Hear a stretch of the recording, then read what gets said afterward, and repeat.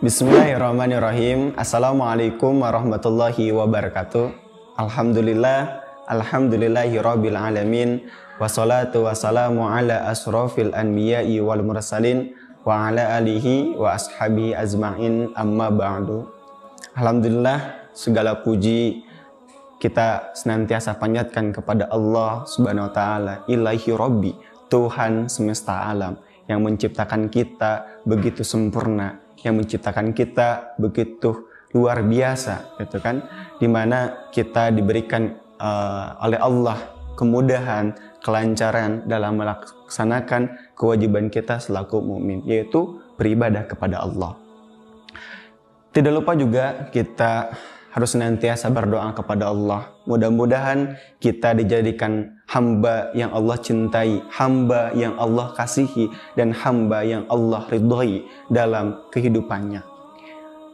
Teman-teman yang dimuliakan oleh Allah, tidak lupa juga kita senantiasa bersalawat kepada Rasulullah SAW, karena atas jerih payahnya, atas perjuangannya, sehingga Islam pada hari ini begitu banyak pemeluknya, begitu banyak orang-orang yang ingin masuk kepada Islam. Karena Islam mengajarkan tentang kasih sayang, karena Islam mengajarkan tentang kedamaian. Itulah indahnya Islam, itulah indahnya yang dibawakan oleh Nabi kita, Nabi Muhammad SAW.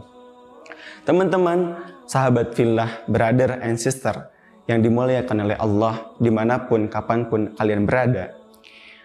Manusia, kalau kita berbicara tentang manusia, pasti banyak penjelasannya. Kalau kita dipersingkat, manusia adalah makhluk yang Allah ciptakan begitu sempurna, makhluk yang Allah ciptakan begitu indah, dan makhluk yang diciptakan berbeda dengan makhluk lainnya. Sesuai dengan firman Allah Subhanahu wa taala di dalam Quran surah At-Tin, pasti mungkin teman-teman juga mengetahui di mana Allah di situ berfirman, "Laqad khalaqnal insana fi ahsani taqwim." Sesungguhnya kami menciptakan manusia dengan sebaik-baiknya, dengan seindah-indahnya. Begitu sempurna Allah menciptakan manusia, gitu teman-teman. Nah, menyambung pada pembahasan kali ini, saya akan menyampaikan materi atau pembahasan yang sangat luar biasa, bahasan yang jarang sekali orang sampaikan, yaitu mengenal manusia, mengenal jati diri manusia. Dalam bahasa Arabnya kita kenal dengan ma'rifatun nas, mengenal manusia. Teman-teman, dalam mengenal manusia kita harus mengetahui 3 esensi. Yang pertama, tujuan manusia diciptakan. Yang kedua, fungsi manusia diciptakan. Dan yang ketiga, tugas manusia diciptakan.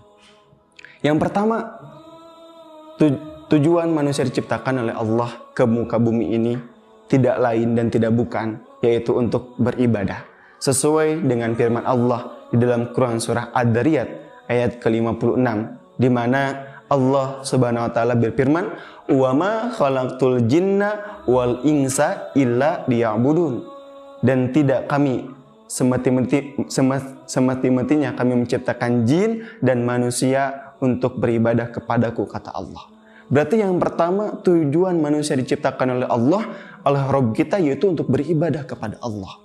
Beribadah di sini bukan hanya sholat saja, bukan hanya puasa saja, bukan hanya juga zakat saja, tapi melainkan hal yang terkecil dalam beribadah itu kita membuang sampah kepada tempatnya, mengambil duri di jalan, mengambil paku di jalan, itu ada sebuah ibadah. Ketika apa? Ketika dilandasi dengan untuk mencari ridhonya Allah Subhanahu wa taala. Jadi beribadah itu tergantung kepada diri kita.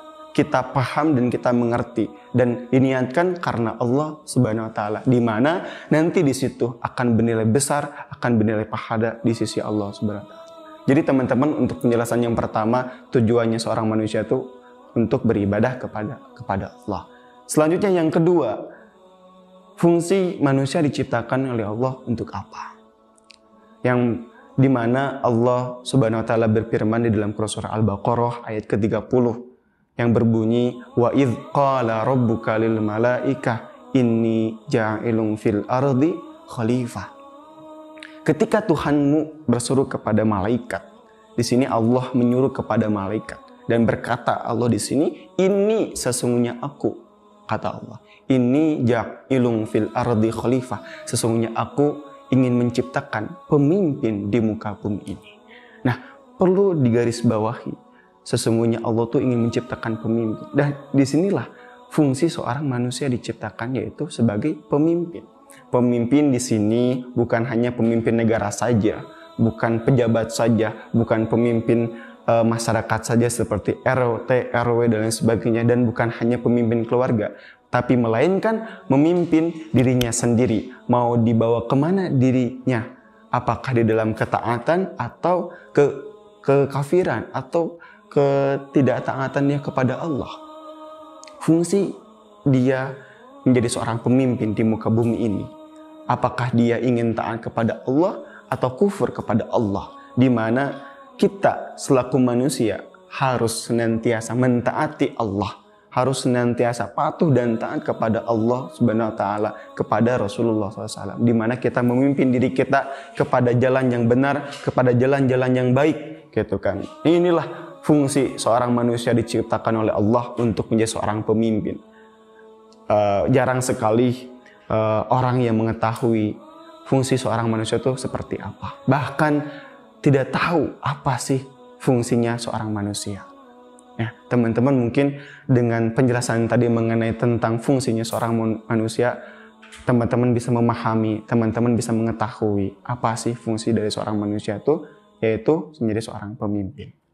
Yang ketiga, teman-teman, yang terakhir, esensi seorang manusia diciptakan ke dunia itu yaitu berdakwah, menyampaikan amal ma'ruf nahi munkar, di mana disinilah kita ditekankan oleh Allah untuk menyampaikan kebenaran, untuk mengajak manusia kepada jalan taatan kepada Allah Subhanahu wa taala. Nah, itu mungkin teman-teman pembahasan yang harus kalian ketahui mengenai tentang ma'rifatun nas, mengenal jati diri manusia. Ada 3 esensi. Yang pertama, tujuan manusia. Ketiga, fungsi manusia. Dan kedua, fungsi manusia. Dan ketiga, tugas seorang manusia. Mudah-mudahan teman-teman bisa ambil hikmahnya. Mudah-mudahan teman-teman bisa menjadi seseorang yang lebih baik dalam kehidupannya. Mungkin itu saja yang dapat saya sampaikan. Kurang lebihnya mohon maaf. Mungkin kekurangan datang dari diri pribadi, di mana diri pribadi pun masih terus belajar untuk menjadi seorang hamba yang baik di sisi Allah Subhanahu wa taala. Kita tutup dengan doa, Rabbana atina fid dunya hasanah wa fil akhirati hasanah wa qina adzabannar. Akhirul kalam. Assalamualaikum warahmatullahi wabarakatuh.